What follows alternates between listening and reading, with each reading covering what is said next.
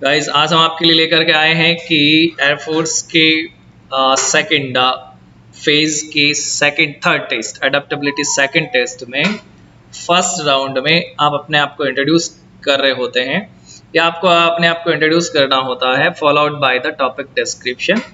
Adaptability test second 2 round में होता है। फर्स्ट राउंड में आपका अपना इंट्रोडक्शन और टॉपिक का डिस्क्रिप्शन होगा। इसके लिए आपको लगभग 1 से 2 मिनट का समय दिया जाता है। अलग अलग सेंटर्स पे ऑफिशियल्स का अलग अलग अरेंजमेंट होता है उसके अकॉर्डिंग। और सेकंड राउंड में आपको लगभग 10 मिनट का समय दिया जाता है और उसमें आपको किसी टॉपिक बेसिस पर ग्रुप डिस्कशन करना होता है। देखिए गाइस, परफेक्ट फॉर्मेट जो कि सबसे क्लासिक फॉर्मेट है और सबसे ज़्यादा अप्रूव्ड फॉर्मेट है अपने आप को इंट्रोड्यूस करने का, उस फॉर्मेट में आप अपने आप को इंट्रोड्यूस करिए। कुछ एक सेंटर्स में ऐसा देखने को मिला है कि इंट्रोडक्शन को बहुत ब्रीफ रखा गया या उसे छोटा करने के लिए कहा गया, तो आपको मैं एक सेकंड फॉर्मेट दूंगा उन स्पेशल सेंटर्स के लिए। सेंटर्स की बात भी हम आगामी वीडियोस में करेंगे। सबसे पहले गाइस मैं आपको बता दूं कि आप अपने आप को इंट्रोड्यूस किस तरह से करें। सेल्फ इंट्रोडक्शन पहला राउंड, जिसे हम SD या PD कहते हैं, पर्सनल डिस्क्रिप्शन, उसमें सबसे पहले आप बताएं। बहुत सारे बच्चे बताते हैं कि माय नेम इज, बिल्कुल नहीं बताना है, बहुत ही ऑड फॉर्मेट है, छोटे बच्चों की क्लास का फॉर्मेट है। माय नेम इज से शुरू नहीं करें, दिस इज से आपको स्टार्ट नहीं करना है, आपको माई सेल्फ से स्टार्ट नहीं करना है। आप कोई बड़े सेलिब्रिटी नहीं है, आप एक एस्पिरेंट है, कॉमन मैन है, तो आप शुरू कर सकते हैं। सबसे परफेक्ट जो पैटर्न है शुरू करने का वो है गाइज आम। आई एम को आप वहाँ पे आम बोलेंगे तो थोड़ा अच्छा इंप्रेशन जाएगा, आम। फिर मान लीजिए किसी का नेम सतीश है तो वो बोलेगा आम सतीश। आप कहाँ से हैं आप बताएंगे, नेम ऑफ योर सिटी या विलेज। आप बताएं कि आई एम फ्रॉम गुड़गांव या गुरुग्राम इन हरियाणा। आप अपने स्टेट का नाम वहाँ पे मेंशन करें, आप अपनी सिटी का नाम मेंशन करें और उसके बाद में आप बताएं कि मैंने अभी अभी कौन सा क्लास पास किया है। तो आप बोले I recently passed. I have नहीं बोलना है, आई बोलना है गाइस। क्या बोलना है? आई बोलना है। I recently passed class 12th। आपने अभी 12th क्लास पास किया होता है, या तो इस बार एज क्राइटेरिया काफ़ी है, बच्चा first year BSc, second year BSc या BA भी हो सकता है। आपने जो भी क्लास रिसेंटली पास किया है उस क्लास को आप मेंशन करें, या आपके एजुकेशन क्वालिफिकेशन की कैडर की बात करें हम, उसमें कितने परसेंटेज बने हैं इसको भी आप मेंशन कर सकते हैं, या फिर परसेंटेज कम है तो आप उसमें डिवीजन को मेंशन कर सकते हैं। सपोज किसी कैंडिडेट के 72 परसेंटेज है तो वो मेंशन कर सकता है कि I have recently passed class 12th with first division.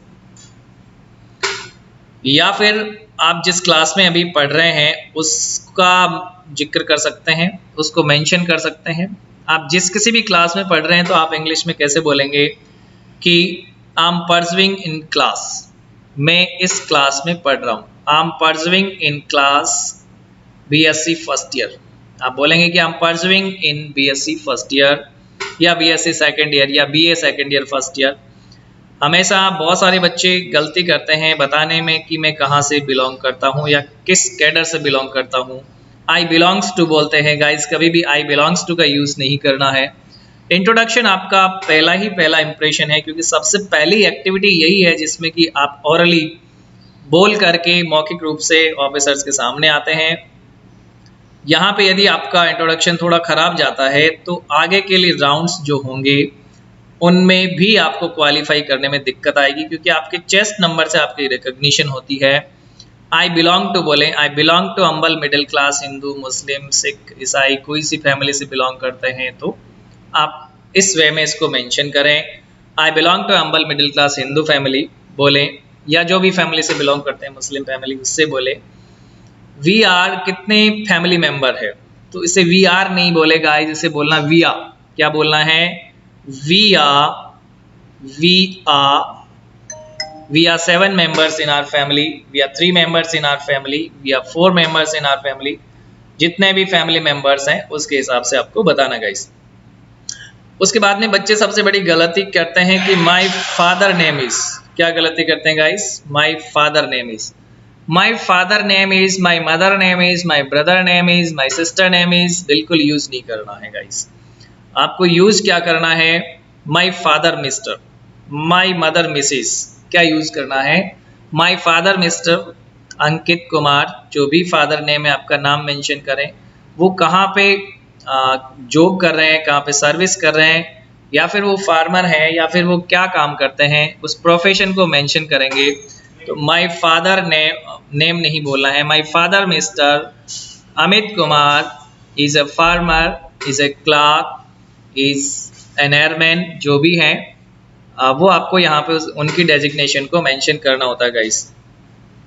उसके बाद में यदि किसी कैंडिडेट के फादर नहीं है, ध्यान दे वो कैंडिडेट्स जिनके फादर नहीं है, उनको क्या यूज करना है, माई फादर लेट, मिस्टर की जगह लेट यूज करेंगे, उनका नाम बताएं, इज नो मोर अमंग्स अस, वो हमारे बीच में नहीं है। ये लाइन आपको यूज करनी है जिससे ऑफिसर्स के मन में थोड़ी सिंपैथी भी आपके प्रति वहीं से हो जाएगी। इसको आप क्लियर वे में बिल्कुल जरूर बोलें। माई मदर मिसेस, मदर का बताएं कि मदर क्या करते हैं, आपके ऑक्यूपेशन बताएं वो क्या करते हैं, प्रोफेशन बताएं क्या करते हैं। अक्सर जो मदर्स हैं वो हाउस वाइफ्स होती है, तो आप होम मेकर बताएं, अपनी मम्मी को हाउस वाइफ नहीं बताएं, क्या बताएं, होम मेकर बताएं या हाउस टेकर बताएं। ये थोड़ा सा एक अच्छा डेकोरम इससे बनेगा। उसके बाद में आप कितने ब्रदर्स एंड सिस्टर्स हैं, तो वो बताएं, वी आर 3 सिस्टर्स और ब्रदर्स, मतलब कितने सिबलिंग्स हुए, आप कितने भाई बहन हैं, तो आप उसे सिस्टर्स ब्रदर्स की बजाय आप सिबलिंग्स बताएं कि वी आर 3 सिबलिंग्स, 2 सिबलिंग्स, कितने सिबलिंग्स हैं। If you are the only offspring of your parents, यदि आप अपने माता पिता की एकमात्र संतान है तो आप क्या बताएंगे, I am the only offspring of my parents, तो आपको क्या बताना है guys, I am the only offspring of my parents, इस तरह से आपको बताना है। एंड आपको ये बताना है कि आप किस में इंटरेस्टेड है, आपकी हॉबी क्या है। हॉबीज और इंटरेस्ट अलग अलग होते हैं। हॉबी जो डेली बेसिस होती है आपकी, जिसमें आप डेली पार्टिसिपेट कर सकते हैं या अक्सर कर देते हैं। इंटरेस्ट की आपको जब भी मौका मिलता है तब आप करते हैं, जैसे मूवी देखना, जैसे पिकनिक पे जाना। हॉबी जैसे कि गार्डनिंग होगी, जैसे न्यूज़पेपर पढ़ना हो गया, जैसे खेलना हो गया, जैसे म्यूजिक सुनना हो गया, ये आप कहीं ना कहीं डेली रूटीन में इसको इंक्लूड करते, वो आपकी हॉबी है। तो आप अपनी हॉबी बताएं कि my hobby is to play indoor and outdoor games, my hobby is to listen music, to read story books, to read newspaper. और आप इंटरेस्टेड किस में है, I am interested to visiting historical places, I am interested to frequently go to cinemas. जिस किसी में भी आपका इंटरेस्ट है, I am interested in reading novels, वो चीज़ आप जरूर बताएं। सबसे एंड में आपके इंट्रोडक्शन के सबसे इंपॉर्टेंट चीज़ गाइस जिसको ध्यान रखना है वो है आपका dream. My dream is to join Indian air force, my dream is to, repeat कर रहा हूँ, my goal is to join Indian air force, my dream is to join Indian air force, ये आपको जरूर बताना है गाइस। नीचे मैंने इसका एक एग्जाम्पल दे रखा है।